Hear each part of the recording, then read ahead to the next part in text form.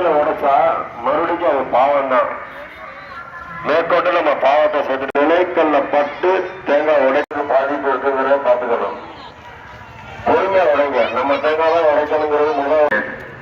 கடந்த வருடங்கள்லாம் நிறைய பேர் சொன்ன புகார் வந்து தேங்காய் உடைக்கும் போது முன்னாடி நிற்கிறவங்க பின்னாடி நிற்கிறவங்க பார்த்துட்டு உடைங்க. ஒருத்தர் புரிஞ்சு நிமிடுவாரு, ரொம்ப கவனமா இருக்கணும். தேர்ல ஒரு சாமி சுத்துறவங்க குழந்தைகளை கையில முடிங்க. அந்த கையில முடிங்க. அந்த என்ஜிஓ காலனி இருக்கு, அந்த என்ஜிஓ காலனிக்குள்ள ஒரு வடம் போகும். அந்த வடம் போற இடத்துல ஒரு திராட்சை கடை டாட்டா நிப்பாட்டிருக்கீங்க, அதை எடுத்துருங்க. அதுக்கு பக்கத்துல அதனால ஒழுங்கா அந்த ரோட்டு மேல இருக்க கடைகள்லாம் உடனே எடுத்துருங்க. சிறப்பா நடந்துட்டு இருக்கு.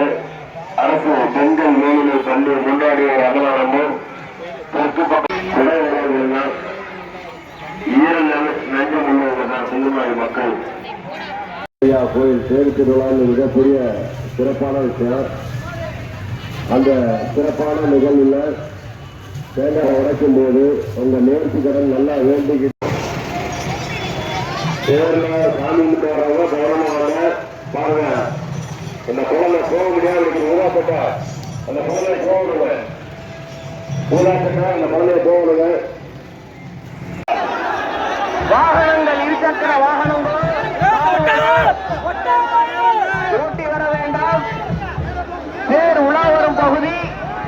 ஆகையால் நாம் பக்தர்களுக்கோ பொதுமக்களுக்கோ காவல்துறைக்கு